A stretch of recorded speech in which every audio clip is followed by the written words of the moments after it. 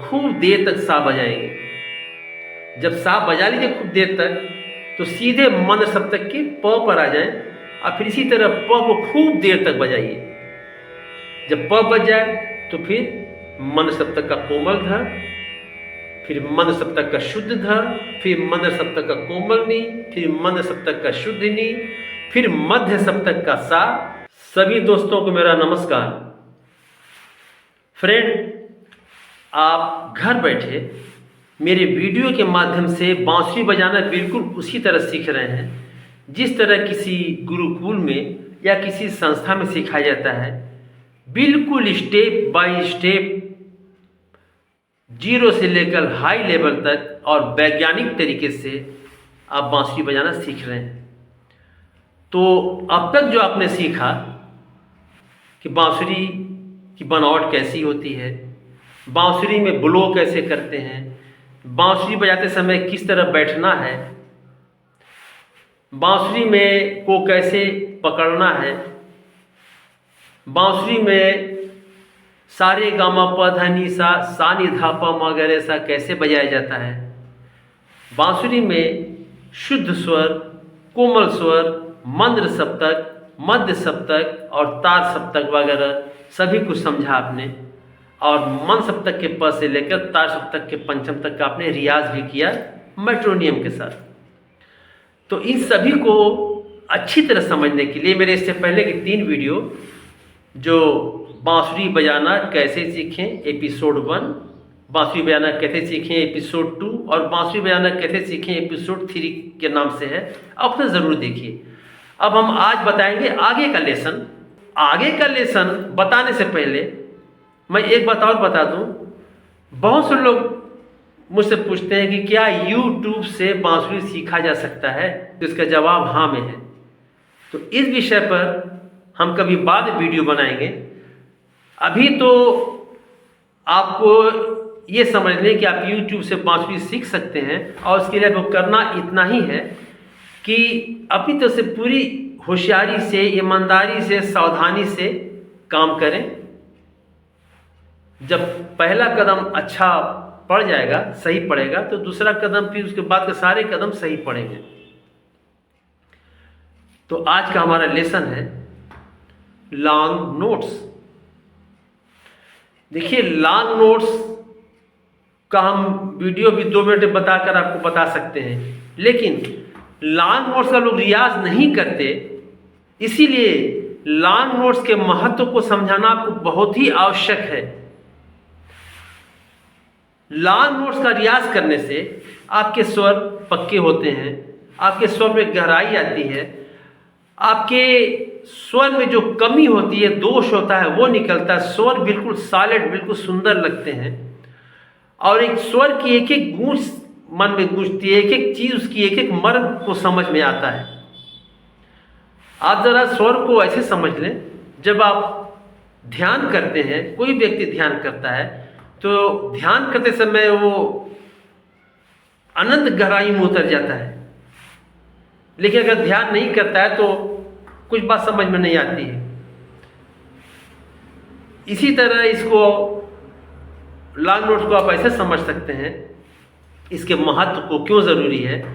मान लीजिए आप किसी म्यूजियम में जाते हैं और वहाँ मानव विकास विधिका को देखते हैं। शुरू से देखते चले आए कि हाँ, सबसे पहला आदि मानव इस तरह रहता था, पेड़ पर रहता था, हजारों साल बाद वो नीचे उतरा। फिर उसके बाद जो और मानव आते गए, होमेटिक वगैरह जितने ही मानव आते गए। तो इस तरह जब आप एक एक विधिका को अच्छी तरह देखेंगे तो आप वो जब आप देखेंगे तो ये लगेगा कि उस समय मानव उस समय इस तरह रहते थे, इस तरह खोह में रहते थे, बिल्कुल नग्न घूमते थे। उस समय की जलवायु क्या थी, उस समय के जानवर क्या होते थे, पेड़ पौधा कैसा होता था। जब आप इस चीज को जब लगातार खड़े होकर उस विधिका को देखेंगे तो आप लगेगा कि आप पहुंच गए उसी जगह पर। आपको ऐसा लगेगा कि किसी जन्म में मैं भी यहाँ पर आदि मानव के रूप में रहा हूँगा। अब सच है, रही होंगे आप।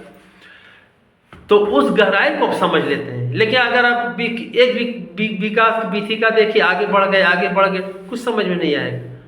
तो लॉन्ग नोट्स का महत्व इसीलिए बहुत ज़्यादा है। देखिए सर, आप मेरे चैनल को सब्सक्राइब करिए, लाइक करिए और शेयर करिए। मुझसे आपको बहुत कुछ सीखने को मिलेगा। स्वर से ही संगीत बना है ना, तो जब आप स्वर को खूब साध लेते हैं अच्छी तरह, तो आगे की सारी संगीत भी बहुत सुंदर, बहुत अच्छी होती है, आध्यात्मिक शांति देने वाली होती है।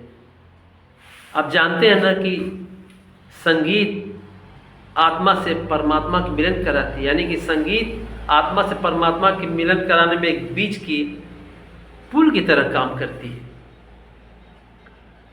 लेकिन वो संगीत नहीं जो डीजे के रूप में बज रही है।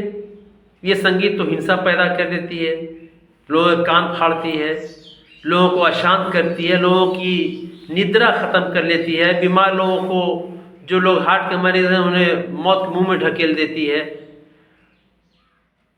तो ऐसी संगीत नहीं। संगीत का मतलब शास्त्रीय संगीत, सुगम संगीत, जो मन को शांति दे, आपको आनंदित करे। सा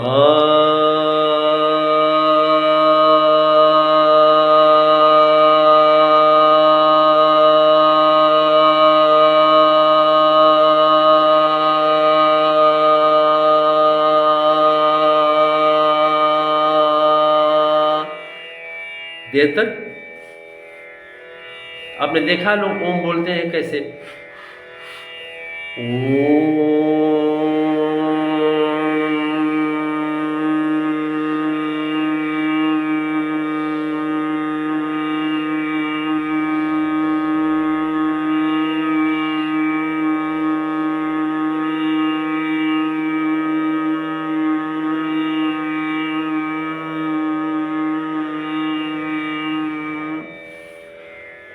तो जिस स्केल की फ्लूट है उस स्केल का आप तानपुरा लगा लीजिए।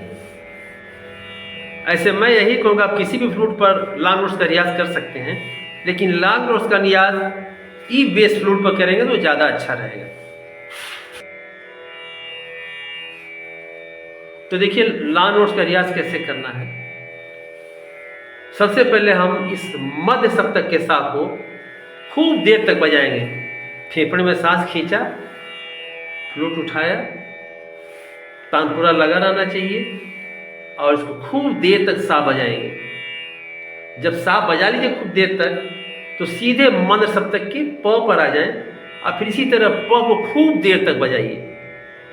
जब प बज जाए तो फिर मंद सप्तक का कोमल ध, फिर मंद सप्तक का शुद्ध ध, फिर मंद सप्तक का कोमल नी, फिर मंद सप्तक का शुद्ध नी, फिर मध्य सप्तक का सा, फिर मध्य सप्तक का कोमल रे, मध्य सप्तक का शुद्ध रे, मध्य सप्तक का कोमल ग, मध्य सप्तक का शुद्ध ग, मध्य सप्तक का शुद्ध म, मध्य सप्तक का तीव्र म, मध्य सप्तक का प, मध्य सप्तक का कोमल ध, मध्य सप्तक का शुद्ध ध, मध्य सप्तक का कोमल नी, मध्य सप्तक का शुद्ध नी, और फिर तार सप्तक का सा, फिर तार सप्तक का कोमल रे, तार सप्तक का शुद्ध रे, तार सप्तक का कोमल ग, तार सप्तक का शुद्ध ग, तार सप्तक का शुद्ध म, तार सप्तक का तीव्र म और तार सप्तक का प। इस तरह बजाना है। ये जो आप लॉन्ग नोट्स का रियाज कर रहे हैं ना, ये बहुत ही अच्छा प्राणायाम है। इसे फेफड़े की बहुत अच्छी एक्सरसाइज होती है। सांस भरा फेफड़े में,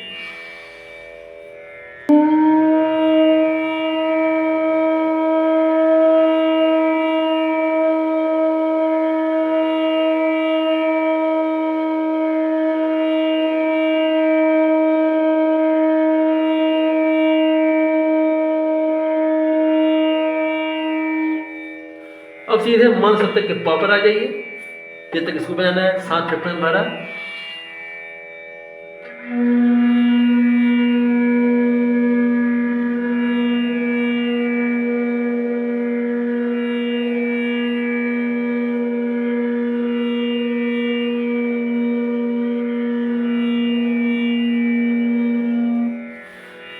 इसी तरह कोमल ध, शुद्ध ध, कोमल नी, शुद्ध नी, जिस तरह बताया आपको, उसी तरह इस सातों स्वर का रियाज आपको कर लेना है।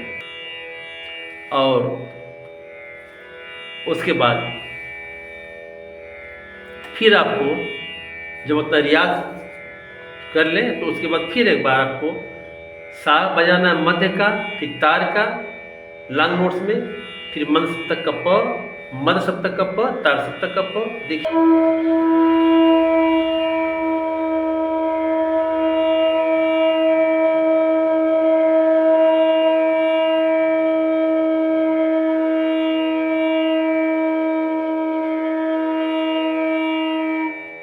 फिर तार सप्तक का सा, सांस भरा फेफड़े में,